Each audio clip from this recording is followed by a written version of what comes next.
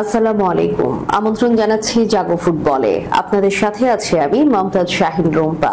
শুরুতেই জানিয়ে দিব আপডেটগুলো। IFFHS এর র্যাঙ্কিং এ বিতর্কের অবসান। পেলে ম্যারাডোনা নয়, মেসি সর্বকালের সেরা, 4 রোনালদো। আর্জেন্টাইন বাজ পাখি এমি মার্টিনেজকে পেতে দুই জায়ান্ট বার্সা এবং ম্যান ইউয়ের কাড়াকাড়ি, কার জালের অতন্ত্র প্রহরী হবেন মার্টিনেজ। প্রতিপক্ষরা সাবধান, শক্ত হচ্ছে ব্রাজিল স্কোয়াড। আনচেলত্তির ব্রাজিল দলের 12 ফুটবলারের নাম ফাঁস। মায়ামিতে থাকার ব্যাপারে জানেন না মেসি, তবে কি মায়ামিতে মেসি অধ্যায় শেষ? শুনছিলেন শিরোনাম, এবারে বিস্তারিত। বিতর্কের অবসান। পেলে ম্যারাডোনা নয়, মেসি সর্বকালের সেরা। কাতার বিশ্বকাপের ফ্রান্সকে টাই ব্রেকারে হারিয়ে আর্জেন্টিনা দীর্ঘ 36 বছর পর বিশ্ব চ্যাম্পিয়ন হয়। সেই সঙ্গে লিওনেল মেসির শ্রেষ্ঠত্বের ব্যাপারে চলা একটি বিতর্কের চিরন্তন অবসান হয়। এর আগে সর্বকালের সেরার আলোচনায় এই আর্জেন্টাইনকে অনেকেই স্বীকার করতে চাইতেন না, কারণ এমেলটন ততদিনে বিশ্বকাপে শিরোপা উঁচিয়ে ধরতে পারেনি। এরপর এলো 2022 সাল। লুসাইল স্টেডিয়ামে মেসির হাতে উঠতে দেখা গেল বিশ্বকাপের ট্রফি। সোনার কাপে চুমু এঁকে শেষ বাধাটাও পেরিয়ে গেলেন তিনি। মেসিকে শ্রেষ্ঠত্বের মুকুট পরাতে এরপর আর কেউ তেমন আপত্তি জানায়নি। 1986-তে দিয়েগো ম্যারাডোনা যেভাবে একক নৈপুণ্যে আর্জেন্টিনাকে বিশ্বকাপ জিতিয়েছেন, 2022-এ মেসি তার চেয়ে কোনো অংশে পিছিয়ে ছিলেন না। 86-র আসরে ম্যারাডোনার ছিল 5 গোল ও 5 অ্যাসিস্ট, অর্থাৎ 10 গোলের সম্পৃক্ততা। 36 বছর পর মেসিও ঠিক ম্যারাডোনার মতোই 10 গোলে সম্পৃক্ত থেকেছেন, যার মধ্যে ছিল 7টি গোল এবং 3টি অ্যাসিস্ট। ফলাফলস্বরূপ রেকর্ড 2বার বিশ্বকাপে গোল্ডেন বল পেলেন লিও। মেসির হাতে বিশ্বকাপ ওঠার পর প্রায় আনুষ্ঠানিক সমাপ্তি ঘটে দীর্ঘদিন থেকে চলা এই বিতর্কের। ফুটবল জাদুকরকে সর্বকালের সেরা মেনে নেন কোটি দর্শক। এবার International Federation of Football History and স্ট্যাটিক্সের অর্থাৎ IFFHS দিল মেসিকে সেই স্বীকৃতি। সংস্থাটির র্যাঙ্কিং অনুযায়ী পেলে বা ম্যারাডোনা নয়, সর্বকালের সেরা ফুটবলার হলেন এমেলটন। সর্বকালের সেরা 10 ফুটবলারের র্যাঙ্কিং প্রকাশ করে IFFHS, যেখানে শীর্ষে জায়গা পেয়েছেন মেসি। মেসির পরেই আছেন ব্রাজিলের ফুটবল সম্রাট পেলে এবং আর্জেন্টাইন ফুটবল ঈশ্বর দিয়েগো ম্যারাডোনা। সেরা 3-এ জায়গা পাননি মেসির দীর্ঘদিনের প্রতিদ্বন্দ্বী ক্রিস্টিয়ানো রোনালদো। তাকে সর্বকালের 4র্থ সেরা খেলোয়াড়ের সম্মান দিয়েছে সংস্থাটি। সেরা 5-এ শেষ নামটি ডাচ কিংবদন্তি ইয়োহান ক্রুইফের। এরপরে রয়েছেন ব্রাজিল কিংবদন্তি রোনালদো নাজারিও। 7-এ রাখা হয়েছে ফ্রান্সের মাঠের জাদুকর জিনেদিন জিদান। জার্মানির ফ্রাঞ্জ বেকেনবাওয়ারকে 8ম সেরা খেলোয়াড়ের সম্মান দিয়েছে সংস্থাটি।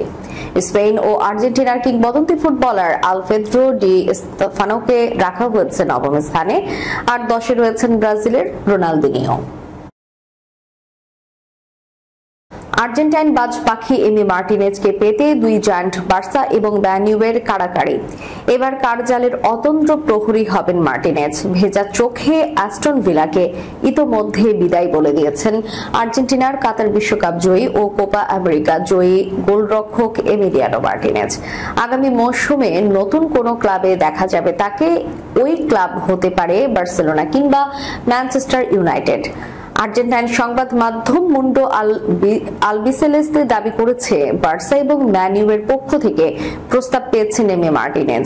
সাবেক আর্সেনালের এই গোলরক্ষককে মোটা বেতনে চুক্তির প্রস্তাব দিয়েছে সৌদি প্রো লিগের ক্লাবও, কিন্তু আপাতত তিনি সৌদি যেতে চান না। ইউরোপের শীর্ষ পর্যায়ে খেলে 2026 বিশ্বকাপের জন্য নিজেকে প্রস্তুত রাখতে চান, এমনকি সংবাদ মাধ্যম জানিয়েছে।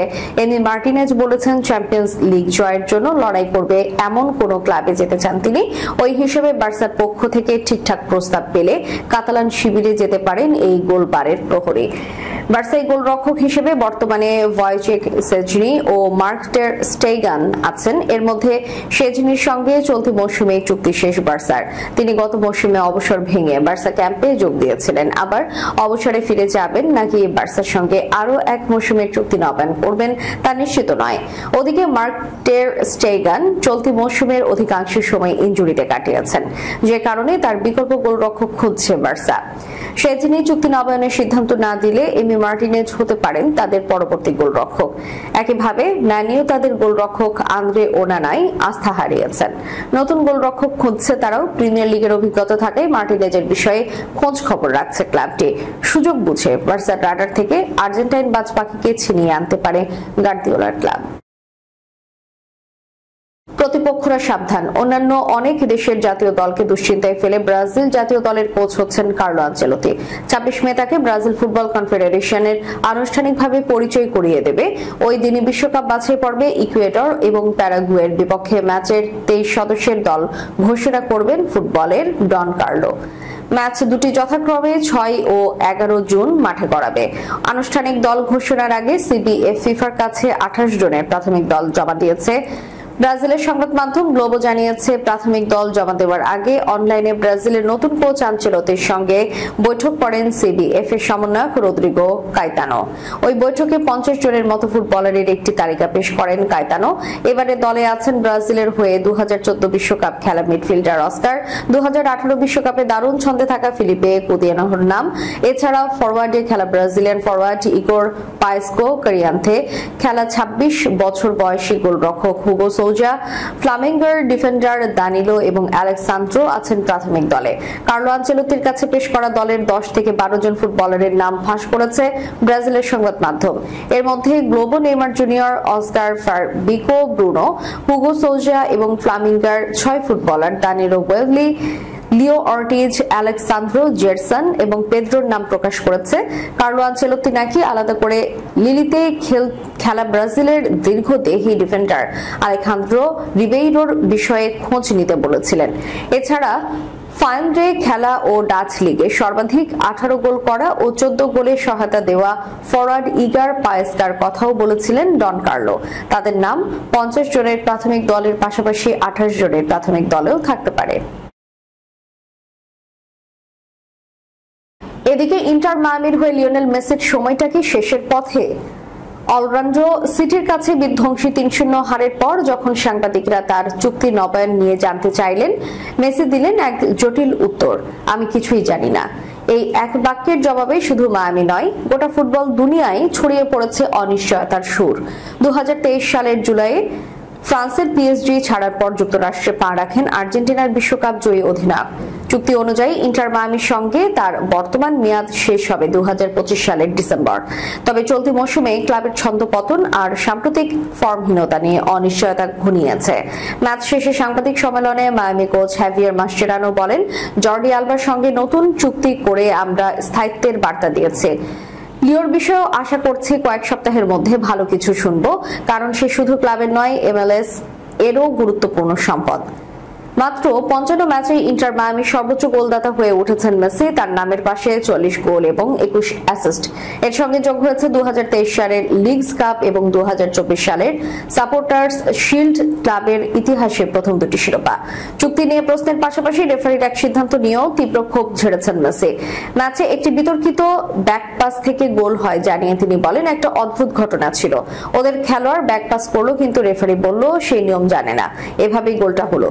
এটা কোনো অজুহাত নয়, কিন্তু রেফারিদের নিয়ে MLS এর একটু ভেবে দেখা উচিত। শেষ 7 ম্যাচে 5টি হার, মাত্র 2টি জয়, তার উপর 20টি গোল হজম।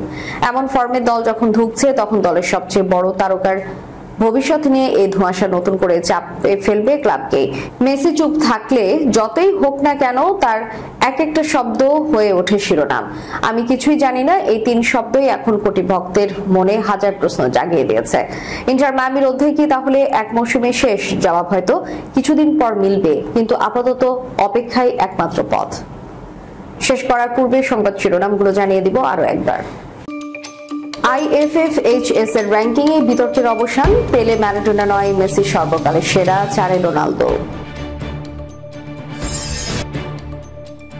আর্জেন্টাইন বাজ পাখি এমি মার্টিনেজকে পেতে 2 জায়ান্ট বার্সা এবং ম্যান ইউয়ের কাড়াকাড়ি, কার জালের অতন্ত্র প্রহরী হবেন মার্টিনেজ। প্রতিপক্ষরা সাবধান, শক্ত হচ্ছে ব্রাজিল স্কোয়াড, আনচেলোতির ব্রাজিল দলের 12 ফুটবলারের নাম ফাঁস। মায়ামিতে থাকার ব্যাপারে জানেন না মেসি, তবে কি মায়ামিতে মেসি অধ্যায় শেষ? এতক্ষণ আমাদের সাথে থাকার জন্য ধন্যবাদ। আল্লাহ হাফেজ।